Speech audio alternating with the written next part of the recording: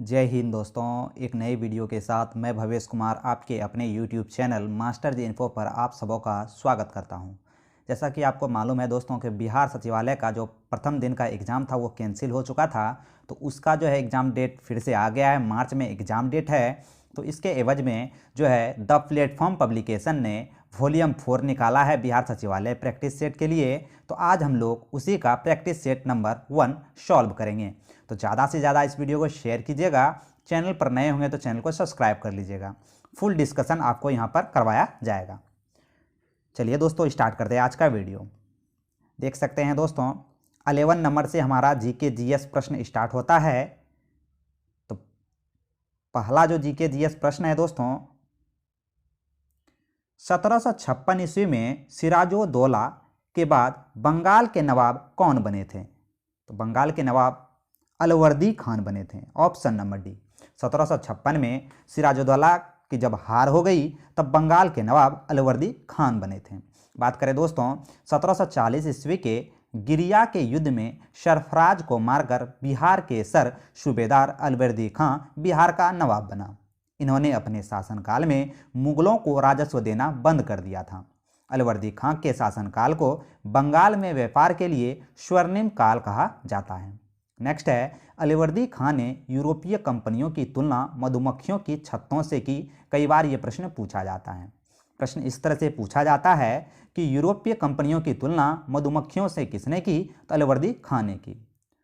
अलवर्दी खान ने कहा कि यूरोपीय कंपनियां मधुमक्खी की छत्तों की जैसी है, इन्हें छेड़ा ना जाए तो वह शहद देगी और यदि छेड़ा जाए तो वह काट काट कर मार डालेगी। बात करें दोस्तों ब्लैक होल घटना की, जो काफ़ी इंपॉर्टेंट प्रश्न है। ब्लैक होल की घटना 21 जून 1756 ईस्वी को सिराजुद्दौला के समय में हुआ था। नेक्स्ट है दोस्तों कि मुर्शिद कुली खां की बात करें। मुर्शिद कुली खां ने अपनी राजधानी ढाका से मुर्शिदाबाद पर स्थानांतरित की थी। कई बार ये भी प्रश्न पूछा गया है। नेक्स्ट है कि प्लासी का युद्ध, जो कि 23 जून 1757 डेट सहित याद रखेंगे। प्लासी का युद्ध 23 जून 1757 ईस्वी को ईस्ट इंडिया कंपनी के सेनापति रॉबर्ट क्लाइव एवं बंगाल के नवाब सिराजुद्दौला के बीच हुआ था। नेक्स्ट क्वेश्चन की बात करें दोस्तों, फुल डिस्कशन आपको यहाँ पर करवाया जा रहा है, तो आराम से डिस्कशन का आनंद लें। निम्नलिखित पशुओं में से किस एक का हड़प्पा संस्कृति में पाई मोहरों और टेराकोटा कलाकृतियों में निरूपण नहीं हुआ है? तो किस एक का निरूपण नहीं हुआ है, यह प्रश्न पूछा जा रहा है। तो गाय का इसमें निरूपण नहीं हुआ है, जबकि मोहरों में हाथी, गेंडा और बाघ का जो है दोस्तों निरूपण किया गया है। बात करें इसके डिस्कशन के बारे में, तो डिस्कशन के बारे में बात करें दोस्तों कि हड़प्पा संस्कृति की मोहरों एवं टेराकोटा कलाकृतियों में गाय का निरूपण नहीं मिलता है। हाथी, गेंडा, बाघ, हिरण, भेड़ा इत्यादि का अंकन मिलता है। गाय को महत्व वैदिक काल में प्राप्त हुआ है। गाय का महत्व वैदिक काल में प्राप्त हुआ है। हड़प्पा सभ्यता में बैल का प्रमाण मिला है, उसका चित्रण मिलता है। इस कारण से गाय अवश्य रही होगी, लेकिन उसका चित्रण नहीं मिलता है ये हड़प्पा सभ्यता में। हड़प्पा सभ्यता के अंतरिम चरण में संभवतः घोड़ा से हड़प्पावासी परिचित हो गए थे। हड़प्पा सभ्यता से घोड़ा के अवशेष सुरकोटदा आदि स्थानों से मिला है। हड़प्पावासी लोहा धातु से परिचित नहीं थे। तो जितने सारे फैक्ट हो सकते हैं दोस्तों, वो सारे फैक्ट आपको कराया जा रहा है। एक क्वेश्चन से आपको संतुष्ट नहीं होना होगा। सारे तरह के प्रश्न अगर आप याद रखते हैं तो बिहार सचिवालय आपसे दूर नहीं होगा। चोल काल किसके लिए प्रसिद्ध था? तो चोल काल जो था दोस्तों, यह ग्राम पंचायत के लिए प्रसिद्ध था। ऑप्शन नंबर ए यहाँ पर सही उत्तर हो जाएगा। बात करें इसके डिस्कशन की, तो चोल प्रशासन का सबसे बड़ी विशेषता उसकी स्थानीय स्वशासन व्यवस्था थी। चोल काल में स्थानीय स्वशासन का सबसे महत्वपूर्ण प्रमाण परांतक प्रथम के उत्तर मेरूर अभिलेख से मिला है। कई बार ये प्रश्न पूछा गया है दोस्तों कि उत्तर मेरूर अभिलेख किसका है? तो परांतक प्रथम का। ठीक है। ग्राम प्रशासन में दो प्रकार की सभा थी, एक थी उर, एक थी महासभा। चोल काल में स्थानीय स्वशासन चुनाव में उम्मीदवारों के लिए कुछ योग्यता शर्तें निर्धारित किया गया था, जैसे उम्र सीमा 35 से 70 वर्ष की आयु हो, उस ग्राम का निवासी हो, इस तरह से कुछ क्राइटेरिया था उसका। ठीक है। चोल सैनिकों की सबसे बड़ी विशेषता नौसेना पर समुचित ध्यान देना था। कई बार यह प्रश्न पूछा जाता है कि नौसेना के लिए किसे जाना जाता है, तो चोल सैनिकों को। अगले प्रश्न की बात करें, 14 नंबर प्रश्न। वीडियो पसंद आए तो एक लाइक जरूर कीजिएगा और ज़्यादा से ज़्यादा इस वीडियो को शेयर कीजिएगा। 14 नंबर प्रश्न है, जैन संप्रदाय में प्रथम विभाजन के समय श्वेतांबर संप्रदाय के संस्थापक कौन थे? तो यहाँ पर पूछा जा रहा है श्वेतांबर संप्रदाय के संस्थापक, तो इसका सही उत्तर हो जाएगा स्थूलभद्र। स्थूलभद्र जैन संप्रदाय के श्वेतांबर संप्रदाय के संस्थापक थे। बात करें दोस्तों, प्रथम जैन महासभा का आयोजन पाटलिपुत्र में लगभग 300 ईस्वी पूर्व में स्थूलभद्र की अध्यक्षता में हुआ था, जिसमें जैन धर्म 2 संप्रदायों में बंट गया। ठीक है, एक था श्वेतांबर और दूसरा था दिगंबर। बात करें दोस्तों कि मौर्य काल में मगध का अत्यंत भीषण दुर्भिक्ष यानी कि अकाल पड़ा था। फलतः वहां रहने वाले जैन संघ के भद्रबाहु जो है दोस्तों अपने अनुयायियों को लेकर दक्षिण भारत चले गए थे। जैन संघ का यह भाग दक्षिण मैसूर के पुनानट प्रदेश में बस गया। अकाल समाप्त होने के बाद जब भद्रबाहु अपने अनुयायियों के साथ पुनः यहाँ लौटे तो जैन संघ के नियमों को लेकर भद्रबाहु और स्थूलभद्र के बीच मत विभेद हो गया।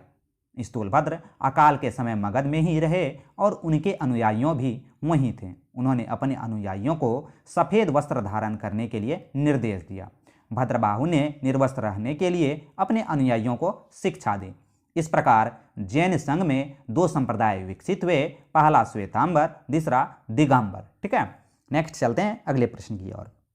अगला है, गौतम बुद्ध द्वारा अपने धर्म में दीक्षित किया जाने वाला अंतिम व्यक्ति निम्नलिखित में से कौन था? तो गौतम बुद्ध द्वारा अपने धर्म में दीक्षित किया जाने वाला अंतिम व्यक्ति सुभद्र था। कौन था दोस्तों? सुभद्र। ऑप्शन नंबर डी यहाँ पर सही उत्तर हो जाएगा। ठीक है, बात करें दोस्तों, गौतम बुद्ध ने अंतिम उपदेश सुभद्र के कुशीनगर में दिया था। बुद्ध के प्रथम उपदेश को बौद्ध धर्म में धर्म चक्र परिवर्तन की संज्ञा दी गई है। ठीक है, अगले प्रश्न की बात करें दोस्तों, 16 नंबर प्रश्न। चंदावर की लड़ाई में मोहम्मद गौरी और डैश के वंश के कन्नौज के जयचंद के बीच हुई थी। तो ये चंदावर के युद्ध के बारे में प्रश्न पूछा जा रहा है, तो ये इसका जो यहाँ पर सही उत्तर होगा दोस्तों, यह हो जाएगा गढ़वाल। गढ़वाल वंश के कन्नौज के जयचंद के बीच हुई थी। चंदावर का युद्ध मोहम्मद गौरी और जयचंद के बीच हुए थे और जयचंद जो था गढ़वाल वंश का शासक था। ठीक है, 1194 ईस्वी में चंदावर के युद्ध में मोहम्मद गौरी ने कन्नौज के गढ़वाल राजा जयचंद को पराजित कर दिया। मोहम्मद गौरी के सिक्कों पर देवी लक्ष्मी की आकृति बनी थी। दूसरे तरफ कलमा यानी कि अरबी में खुदा और अश्वरोही का सवार मोहम्मद गौरी का चित्रण मिला है। 1191 ईस्वी में पृथ्वीराज चौहान और गौरी के मध्य तराइन का प्रथम युद्ध हुआ था। 1192 ईस्वी में तराइन के द्वितीय युद्ध में मोहम्मद गौरी द्वारा पृथ्वीराज चौहान की पराजय के बाद भारत में मुस्लिम शक्ति की स्थापना हो गई थी।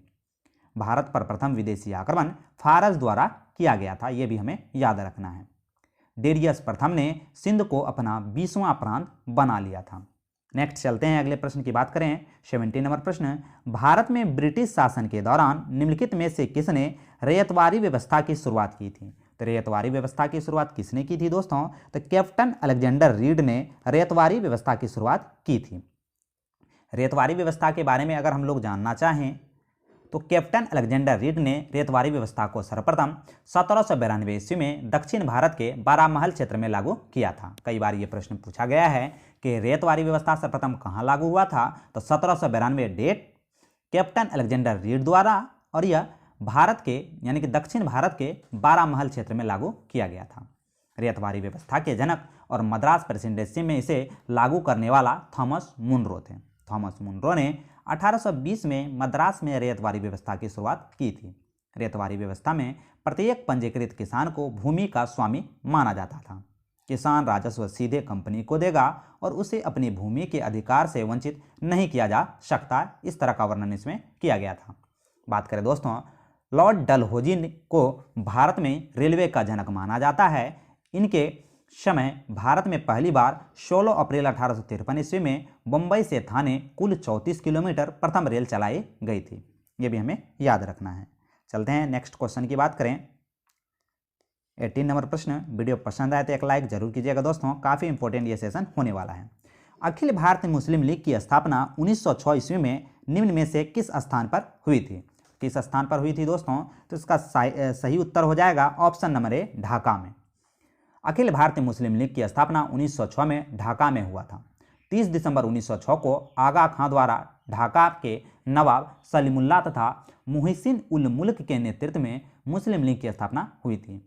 आगा खां और सलीमुल्लाह को इसका संस्थापक यानी कि मुस्लिम लीग का संस्थापक आगा खां और सलीमुल्लाह को माना जाता है। इस संगठन के संस्थापना मुख्यतः 3 उद्देश्यों की पूर्ति होने के लिए की गई थी।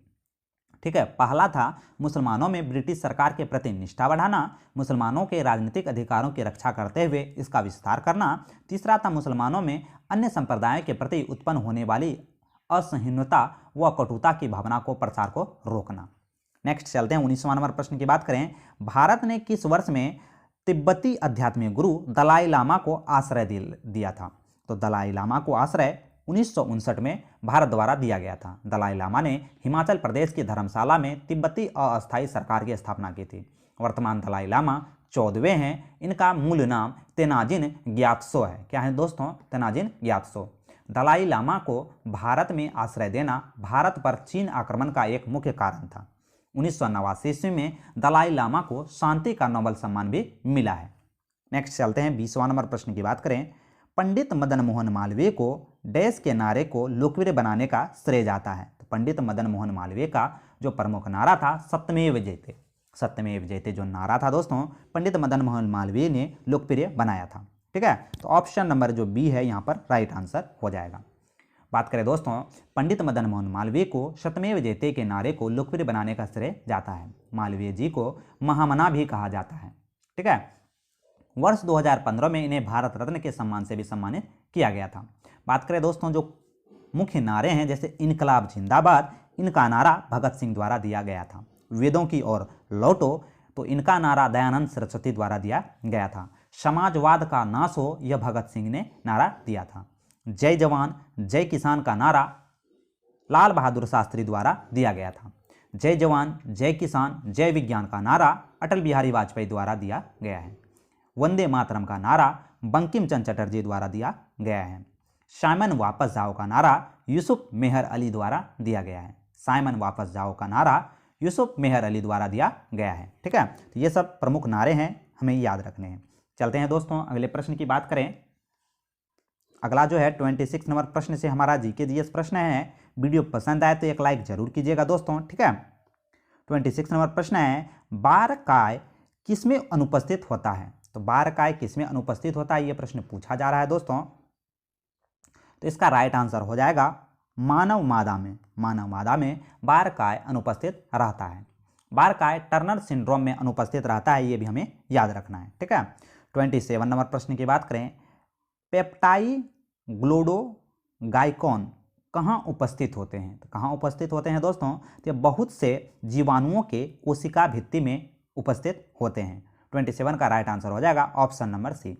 यह जीवाणुओं की कोशिका भित्ति को पतली किंतु प्रबल व दृढ़ बना देती है। ठीक है, कवक की कोशिका भित्ति काइटिन की बनी होती है, काफ़ी इंपॉर्टेंट है। पौधों की कोशिका भित्ति सेल्यूलोज की बनी होती है, ये भी काफ़ी इंपॉर्टेंट है। सबसे छोटी कोशिका माइकोप्लाज्मा है, ये भी हमें याद रखना है। ये सारे प्रश्न जो आपको डिस्कशन में करा रहे हैं दोस्तों, ये किसी न किसी एग्जाम में पूछा गया है और ये हाईलाइटेड प्रश्न है।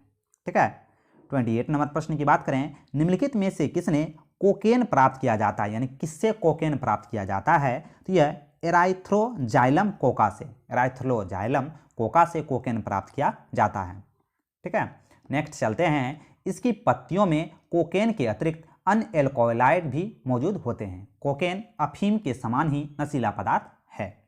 ठीक है, चलते हैं 29 नंबर प्रश्न।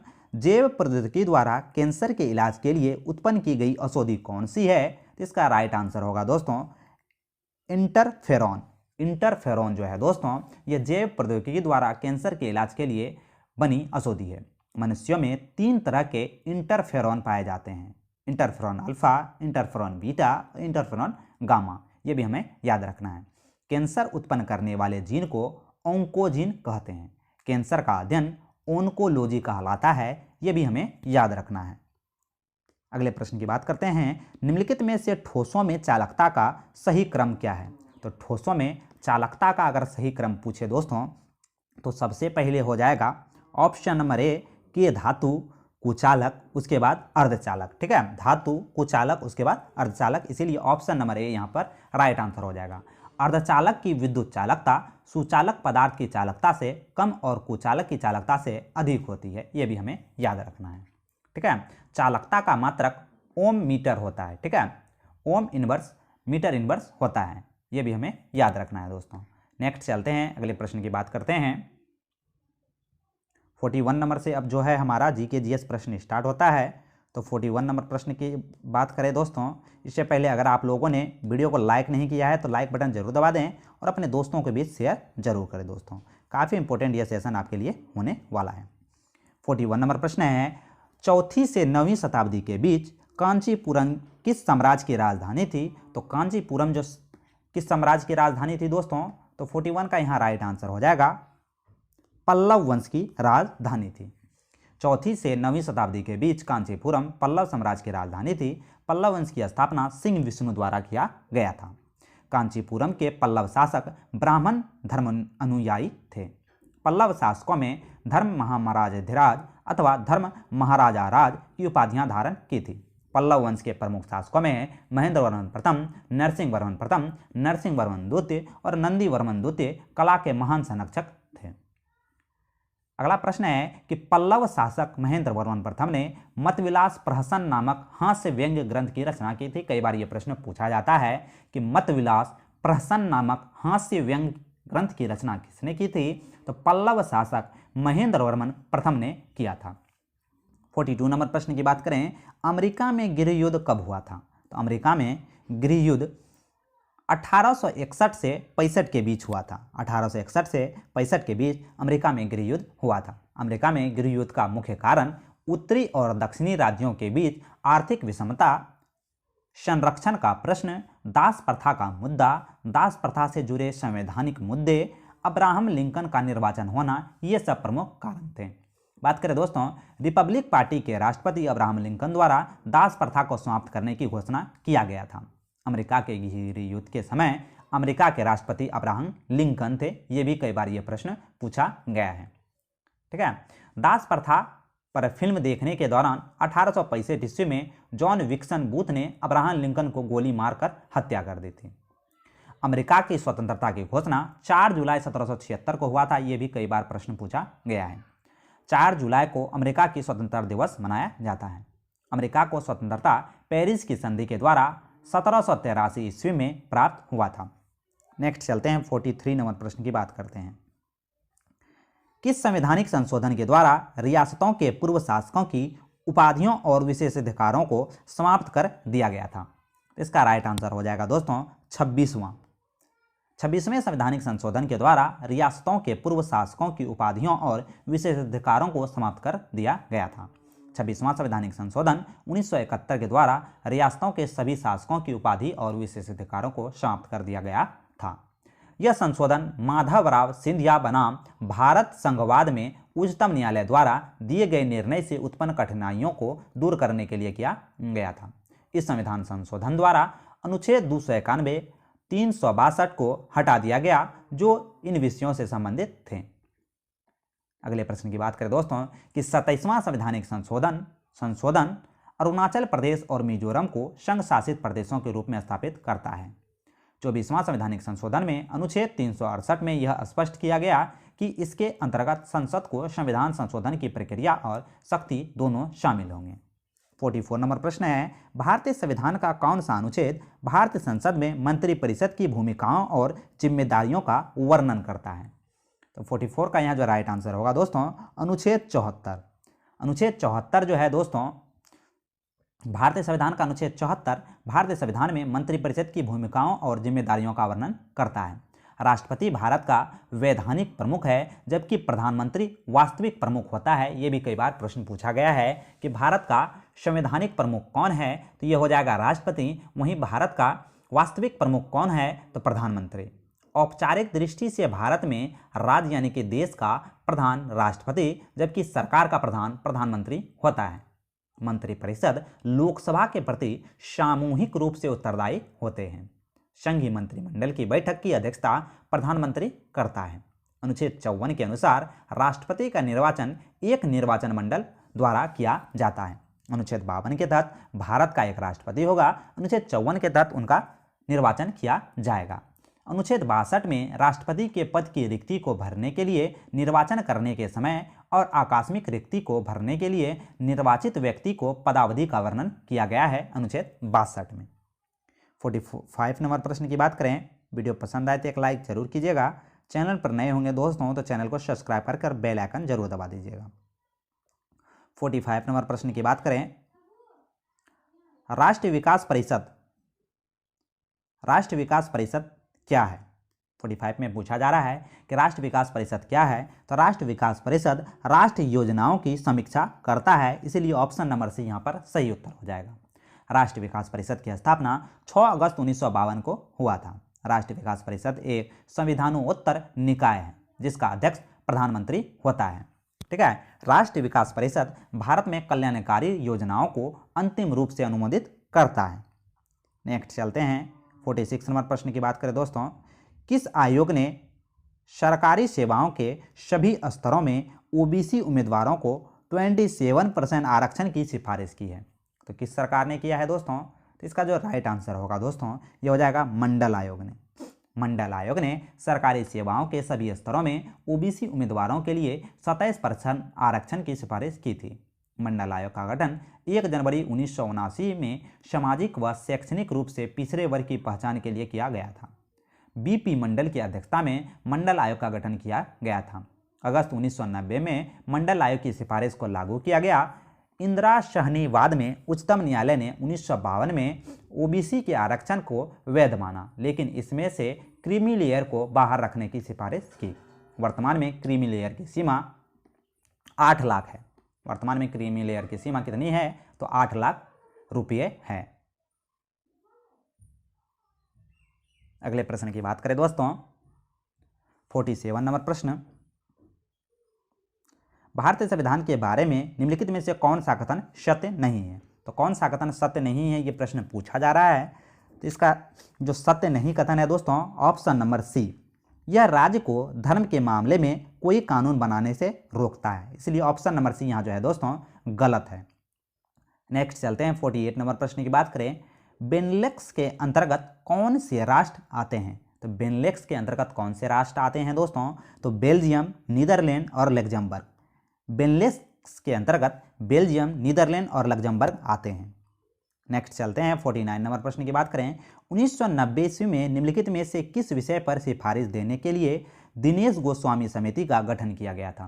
तो दिनेश गोस्वामी का गठन किया गया था चुनावी सुधार के लिए। इसके लिए चुनावी सुधार के लिए दिनेश गोस्वामी समिति का गठन किया गया था। भारत निर्वाचन आयोग की स्थापना 25 जनवरी 1950 को हुआ था, ये भी हमें याद रखना है। कुछ समिति के बारे में बात करें दोस्तों, जैसे दंतेवाल समिति बेरोजगारी का अनुमान दंतेवाल समिति से संबंधित है। महाजन समिति का संबंध चीनी उद्योग से संबंधित है। सुंदर राजन समिति का जो संबंध है दोस्तों खनिज तेल में सुधार हेतु संबंधित है। रेखा समिति का संबंध अप्रत्यक्ष कर से संबंधित है। मीरा सेठ समिति का संबंध हथकरघा के विकास से संबंधित है। सरकारिया आयोग का संबंध केंद्र राज्य के संबंध से संबंधित है। नेक्स्ट चलते हैं 50वें नंबर प्रश्न की बात करें। भारत के संविधान के भाग डैश में देश के भीतर व्यापार और वाणिज्य की स्वतंत्रता का प्रावधान किया गया है? तो भाग 13 में। भारत के संविधान के भाग 13 में देश के भीतर व्यापार और वाणिज्यों की स्वतंत्रता का प्रावधान किया गया है। बात करें दोस्तों अनुच्छेद 301 से लेकर अनुच्छेद 307 के तहत अंतर्राज्यीय व्यापार व वाणिज्य की स्वतंत्र बनाया गया है। यह व्यवस्था ऑस्ट्रेलिया के संविधान के धारा 92 से लिया गया है। भारतीय संविधान के अनुच्छेद 301 में व्यापार, वाणिज्य तथा समागम के स्वतंत्रता के बारे में उपबंधित किया गया है। भाग 10 के अनुसूचित और जनजातीय क्षेत्र का वर्णन किया गया है। भाग 20 में संविधान संशोधन का प्रावधान किया गया है। भाग 15 में निर्वाचन आयोग से संबंधित है। ये भी भाग हमें याद रखना है। चलते हैं नेक्स्ट, चलते हैं अगले प्रश्न की बात करें दोस्तों। 58 नंबर प्रश्न है, विद्युत अवघटनी परिष्करण का उपयोग निम्न में से किन धातुओं के शुद्धिकरण हेतु किया जाता है? तो इसका सही उत्तर हो जाएगा दोस्तों कॉपर और जिंक। ठीक है, नेक्स्ट चलते हैं, निम्न अम्लों में से कौन प्रकाशिक समावयव नहीं प्रदर्शित करता है? तो 59 का यहाँ जो राइट आंसर होगा दोस्तों ये हो जाएगा मेलिक अम्ल। क्या हो जाएगा? मेलिक अम्ल। मेलिक अम्ल कहाँ पाया जाता है दोस्तों? तो मेलिक अम्ल सेब में पाया जाने वाला अम्ल है। ठीक है, नेक्स्ट चलते हैं 60 नंबर प्रश्न की हम लोग अब बात करते हैं। ठीक है, 60 नंबर जो प्रश्न है उसे देख लेते हैं दोस्तों। वीडियो पसंद आए तो एक लाइक जरूर कीजिएगा, चैनल पर नए होंगे तो मास्टर इन्फो को सब्सक्राइब कर लीजिएगा। निम्न में से किसकी आकृति पिरामिड है? किसकी आकृति पिरामिडीय है? तो BF3 की जो आकृति है दोस्तों ये पिरामिडीय आकृति है, जबकि CH4 की जो आकृति है दोस्तों ये मीथेन होता है, ये sp² संकारित होते हैं, अतः इसका आकार चतुर्षकोणीय होता है। SO4 की बात करें दोस्तों तो SO4 की आकृति टेट्राहाइडल है, चतुर्षकोणीय है। CO2 यानी कि कार्बन डाइऑक्साइड की आकृति की बात करें तो यह रेखिक होती है। H2O की आकृति वेंट होती है। नेक्स्ट चलते हैं अगले प्रश्न की बात करते हैं।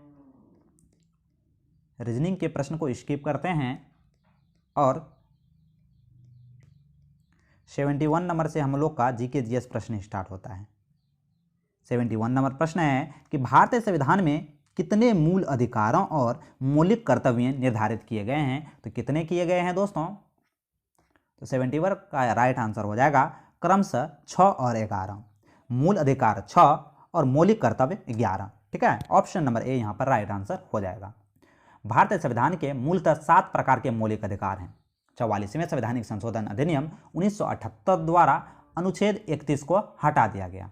अनुच्छेद 31 में संपत्ति का अधिकार था, इसे अनुच्छेद 300 का क के तहत कानूनी अधिकार बना दिया गया 44वां संवैधानिक संशोधन द्वारा। मौलिक कर्तव्यों की बात करें तो 42वां संवैधानिक संशोधन अधिनियम 1976 के द्वारा संविधान के अनुच्छेद 51 का क में जोड़ा गया।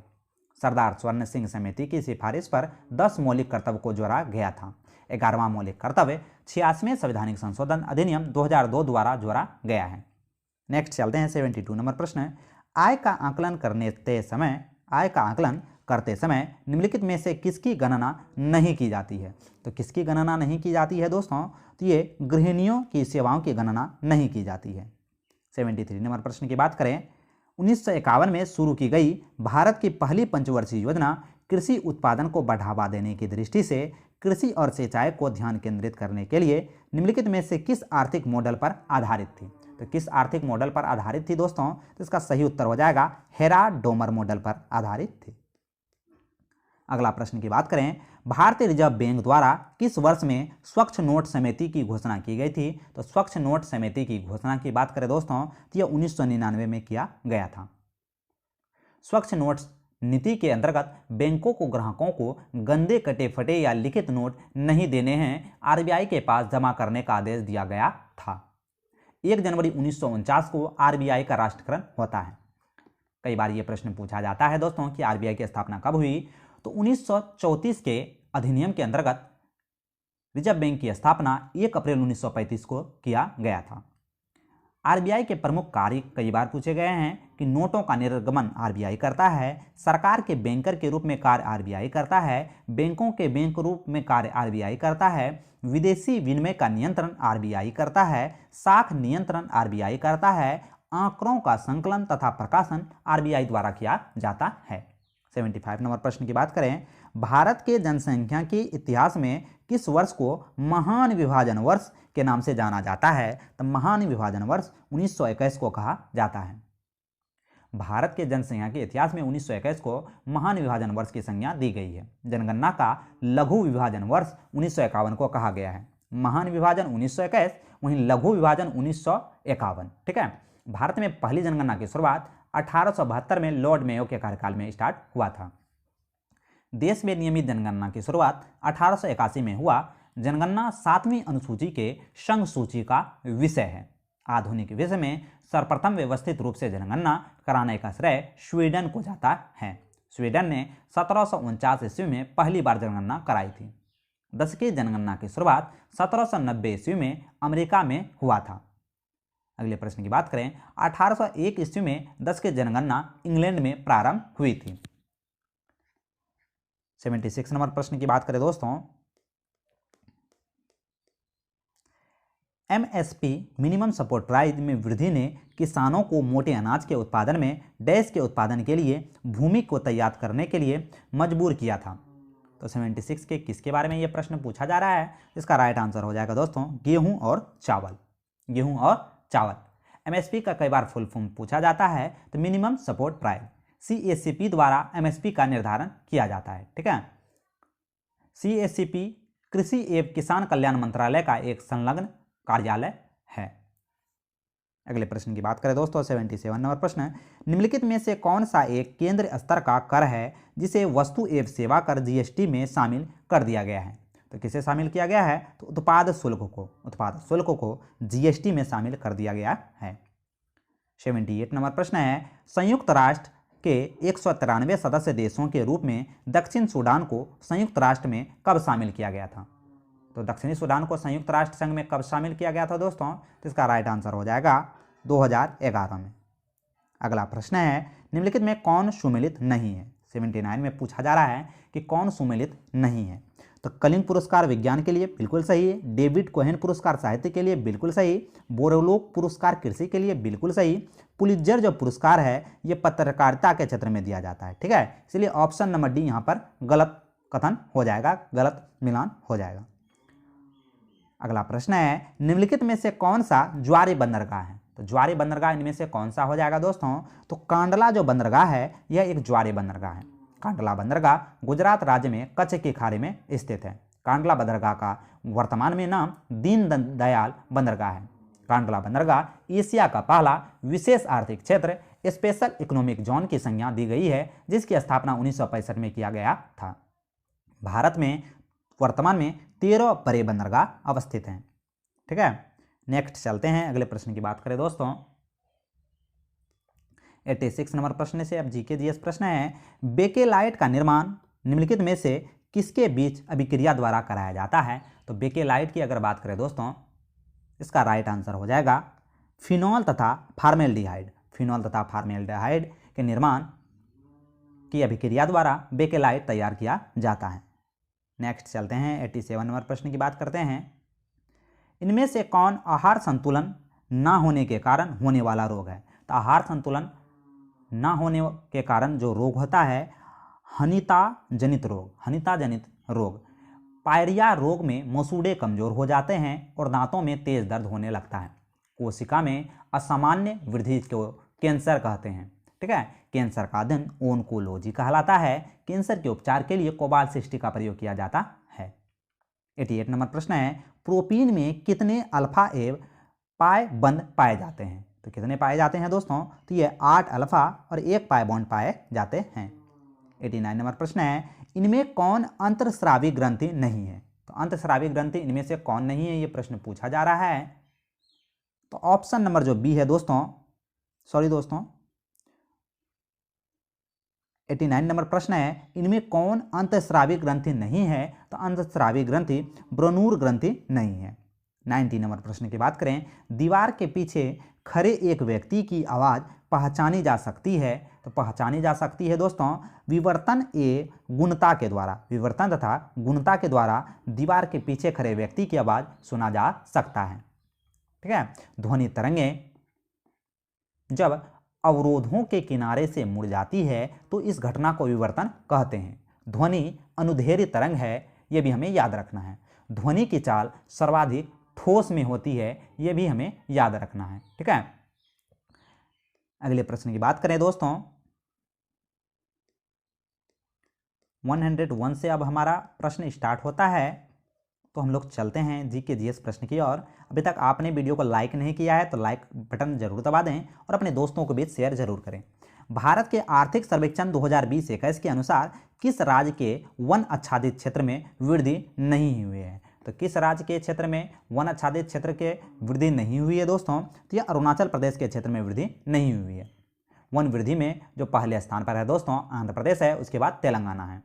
अगले प्रश्न की बात करें, निम्नलिखित में से कौन सी चट्टानें पानी में तैरती है? तो कौन सी चट्टानें पानी में तैरती है दोस्तों? तो झावा चट्टानें पानी में तैरती है। झावा अग्नेय चट्टान के प्रकार हैं, ठीक है। उत्पत्ति के आधार पर चट्टानें 13 प्रकार की होती है: अग्नेय चट्टान, परतदार चट्टान और रूपांतरित चट्टान। पृथ्वी के ऊपरी आवरण पर परतदार चट्टानों का सर्वाधिक विस्तार है। स्लेट कायांतरित चट्टान का भाग है, ये भी हमें याद रखना है। अगले प्रश्न की बात करें, केंद्रीय बजट 2023-24 के राज्य कोषीय घाटा जीडीपी का कितना प्रतिशत होने का अनुमान व्यक्त किया गया है? तो इसका राइट आंसर हो जाएगा 5.9%, ठीक है। नेक्स्ट चलते हैं, अगले प्रश्न की बात करते हैं। अगला प्रश्न है, तमिलनाडु, आंध्र प्रदेश और केरल में पाए जाने वाली किस प्रकार की मिट्टी काजू जैसी फसलों के लिए सबसे उपयुक्त है? तो option number A Lal laterite मिट्टी, काजू के लिए लाल लेटराइट मिट्टी काफ़ी उपयोगी है। अगला प्रश्न है, दक्षिण अमेरिका का सबसे बड़ा देश कौन सा है? तो दक्षिण अमेरिका का जो सबसे बड़ा देश है दोस्तों, यह है ब्राज़ील। ब्राज़ील दक्षिण अमेरिका का सबसे बड़ा देश है। ब्राज़ील चिली और इक्वाडोर के अलावे सारे 10 देशों में सीमा बनाती है, सारे जो है 10 देशों से सीमा बनाती है। इसके अतिरिक्त फ्रेंच गुयाना फ्रांस की अधीन वाले क्षेत्र की सीमा लगता है। इसके अलावा फॉकलैंड आइलैंड यूके के अधीन वाले क्षेत्र में से नहीं लगता है, ठीक है। नेक्स्ट चलते हैं दोस्तों कि ब्राज़ील की जो 2 महानगर हैं, रियो डी जेनेरियो फैशन नगरी कहलाता है, वहीं सेंटोस कहवा उत्पादन के लिए प्रसिद्ध है, ये भी हमें याद रखना है। नेक्स्ट है, राष्ट्रीय ऊर्जा संरक्षण दिवस कब मनाया जाता है? तो राष्ट्रीय ऊर्जा संरक्षण दिवस 14 दिसंबर को मनाया जाता है। ऑप्शन नंबर सी यहाँ पर सही उत्तर हो जाएगा। अगला प्रश्न है, अंतर्राष्ट्रीय परमाणु ऊर्जा एजेंसी एक क्या है? तो इसका राइट आंसर हो जाएगा दोस्तों, संयुक्त राष्ट्र के तत्वाधान में एक स्वशासी अंतर सरकारी संगठन। Option number B. अगला प्रश्न है, वर्ष 2022 में फुटबॉल की महिला एशिया कप की मेजबानी कौन सा देश ने किया है? तो इसका राइट आंसर होगा दोस्तों भारत ने। भारत ने 2022 में फुटबॉल के महिला एशियाई कप की मेजबानी किया है। अगले प्रश्न की बात करें, निम्नलिखित में से यूरोपीय संघ का वह कौन सा देश है जिसने एकल मुद्रा यूरो को स्वीकार नहीं किया है? तो एकल मुद्रा यूरो को स्वीकार स्वीडन ने नहीं किया है। यूरोपीय संघ में कुल 27 देश शामिल हैं। यूरोपीय संघ की स्थापना 1958 में होती है, यह भी हमें याद रखना है। यूरोपीय संघ के 20 देशों की मुद्रा यूरो है। क्रोएशिया यूरो मुद्रा स्वीकार करने वाला 20वां देश है, ठीक है। अगले प्रश्न की बात करें, पोर्टो नोवो निम्नलिखित में से किस देश की राजधानी है? तो पोर्टो नोवो जो है दोस्तों, ये वेनिस की राजधानी है। Option number D. अगले प्रश्न की बात करें दोस्तों, 116 नंबर प्रश्न से अगला जीके जीएस प्रश्न स्टार्ट होता है। निम्नलिखित भौतिक मात्राओं में कौन सी एक अदिश राशि है? तो कौन सी एक अदिश राशि है, यह प्रश्न पूछा जा रहा है। तो इसका राइट आंसर हो जाएगा यंग का मापक जो है एक अदिश राशि है। अगले प्रश्न की बात करें दोस्तों, पेरिकार्डियम व हृदय के बीच कौन सा तरल भरा होता है? तो कौन सा तरल भरा होता है? पेरिकार्डियल द्रव भरा होता है, ठीक है। पेरिकार्डियम और हृदय के बीच पेरिकार्डियम द्रव जो है फ्लूइड भरा होता है। लसिका द्रव WBC का बना होता है। यह शरीर के प्रतिरक्षा तंत्र को मजबूत बनाता है। नेक्स्ट है, निम्नलिखित में से कौन सा रासायनिक समीकरण संतुलित है? कौन सा रासायनिक समीकरण संतुलित है? इसका राइट आंसर हो जाएगा दोस्तों 2Mg + O2 2MgO। Option number D यहाँ पर सुमेलित है, ठीक है। नेक्स्ट है, विलियन ए का pH मान 6 है, विलियन बी का pH मान 8 है और विलियन सी का pH मान 2 है। किस विलियन से हाइड्रोजन आयन की सांद्रता सबसे अधिक होगी? तो किस विलियन से होगी? तो ऑप्शन नंबर जो है यानी कि विलियन सी का जो है सांद्रता सबसे अधिक होगी, जिसका pH मान 2 है। गैल्वेनोमीटर प्रयुक्त होता है, तो गैल्वेनोमीटर किस में प्रयुक्त होता है दोस्तों? तो गैल्वेनोमीटर से क्या मापा जाता है? तो इसका राइट आंसर हो जाएगा विद्युत धारा की दिशा ज्ञात की जाती है गैल्वेनोमीटर से, ठीक है। पायरोमीटर से जो है दोस्तों, पायरोमीटर से दूर स्थित वस्तुओं का ताप मापा जाता है। सर्वाधिक ताप मापने के लिए पायरोमीटर का प्रयोग किया जाता है। बात करें दोस्तों कि सेक्सटेंट से क्या मापा जाता है? तो ऊंचाई मापा जाता है। स्पीडोमीटर से गति प्रदर्शित करने में कार, ट्रक आदि का प्रयोग किया जाता है। मैनोमीटर में गैस का दाब मापा जाता है। वहीं ओडोमीटर से पहियों वाली गाड़ी की चली दूरी मापा जाता है। अगले प्रश्न की बात करें, 131 से अब हमारा जीके जीएस प्रश्न स्टार्ट होता है। जनगणना 2011 के अनुसार जनसंख्या वृद्धि दर के आधार पर निम्नलिखित राज्यों में से कौन सा केंद्र शासित या राज्यों के बढ़ते क्रम में व्यवस्थित करना है। ठीक है, तो 132 में व्यवस्थित करना है दोस्तों, तो ध्यान से इसको देखना है। तो सबसे पहले क्या होगा, तो सबसे पहले लक्षद्वीप, उसके बाद गोवा, उसके बाद चंडीगढ़, उसके बाद पुडुचेरी। तो ऑप्शन नंबर सी यहाँ पर सही सुमेलित है। ठीक है, नेक्स्ट है 28 दिसंबर 2022 को अंतरिम केंद्र सतर्कता आयुक्त किसे नियुक्त किया गया है। तो किसे नियुक्त किया गया है दोस्तों, तो राइट आंसर हो जाएगा Praveen Kumar Shrivastava, option number C. 3 जून 2022 को किसे टाइम्स बिजनेस अवार्ड 2022 से सम्मानित किया गया है। तो 134 का राइट आंसर हो जाएगा रश्मि साहू को, ऑप्शन नंबर सी। 15 अगस्त 2022 के पीएम मोदी द्वारा घोषित 5 प्रश्न में से क्या शामिल नहीं है। तो क्या शामिल नहीं है दोस्तों, तो ऑप्शन नंबर डी जो है दोस्तों, आपसी संयोगात्मक सोच शामिल नहीं है। अगला प्रश्न है, निम्नलिखित में से कौन सा सबसे पुराना ग्रैंड स्लैम टेनिस टूर्नामेंट है। तो सबसे पुराना ग्रैंड स्लैम टेनिस टूर्नामेंट यहाँ पर हो जाएगा विल्मंडन, ऑप्शन नंबर बी। विल्मंडन सबसे पुराना ग्रैंड स्लैम है। इसकी शुरुआत 1877 में हुई थी। ऑस्ट्रेलियन ओपन साल का पहला ग्रैंड स्लैम प्रतियोगिता है। इसके बाद फ्रेंच ओपन, विल्मंडन ओपन और यूएस ओपन होता है। याद रखेंगे ट्रिक दोस्तों, अफवाह AFWA। Australian Open, French Open, विल्मंडन ओपन और अमेरिकन ओपन, कई बार यह क्रम भी पूछा गया है। किस राज्य के संयुक्त राष्ट्र संघ विश्व शिखर सम्मेलन में सर्वश्रेष्ठ परियोजना पुरस्कार 6 जून 2022 को दिया गया। किस राज्य को दिया गया दोस्तों, तो मेघालय को दिया गया, ऑप्शन नंबर बी। अगला प्रश्न है, 13 जुलाई 2022 को देश का पहला कार्बन न्यूट्रल हवाई अड्डा के रूप में किसे विकसित किया गया है। तो इसका राइट आंसर हो जाएगा लेह को। अगला प्रश्न है, स्वामी रामानुजाचार्य की स्टोची ऑफ पीस की अनावरण 9 जुलाई 2022 को गृह मंत्री अमित शाह ने कहाँ किया है। तो इसका राइट आंसर हो जाएगा श्रीनगर में। श्रीनगर में गृह मंत्री अमित शाह ने स्टोची ऑफ पीस, जो कि रामानुजाचार्य की मूर्ति है, इनका अनावरण किया गया है। बोइंग गांधी शीर्षक पुस्तक के निम्नलिखित में से किसने लिखी है। तो इसका राइट आंसर हो जाएगा दोस्तों पारो आनंद ने, ऑप्शन नंबर बी। 141 नंबर प्रश्न से जो है दोस्तों, अब 146 नंबर प्रश्न से हम लोगों का जीके जीएस प्रश्न है। तो 146 नंबर प्रश्न है, चौथे आवर्त और दूसरे समूह में मौजूद तत्व कौन से हैं। तो चौथे आवर्त और दूसरे समूह में जो मौजूद तत्व है दोस्तों, इसका राइट आंसर हो जाएगा कैल्शियम। क्या हो जाएगा, कैल्शियम। अगले प्रश्न की बात करें, 147 नंबर प्रश्न। वीडियो पसंद आए तो दोस्तों तो एक लाइक जरूर कीजिएगा, काफ़ी इंपॉर्टेंट ये सेशन होने वाला है। ध्वनि तरंगों की आवृत्ति मापने का मात्रक कौन सा है। तो ध्वनि तरंगों की आवृत्ति मापने का वाला मात्रक हर्ट्ज है। आवृत्ति को हर्ट्ज से मापते हैं, तरंगदैर्घ्य को एंगस्ट्रम से मापते हैं, पराध्वनिक गति को मैक से मापते हैं, ध्वनि तीव्रता को माइक्रोवाट मीटर स्क्वायर से मापा जाता है। ध्वनि तीव्रता का प्रयोग गात्मक मात्रक बेल है। बल के 10वें मात्रक को डेसिबल कहते हैं। बल का एसआई मात्रक न्यूटन है। बल का सीजीएस मात्रक डाइन है।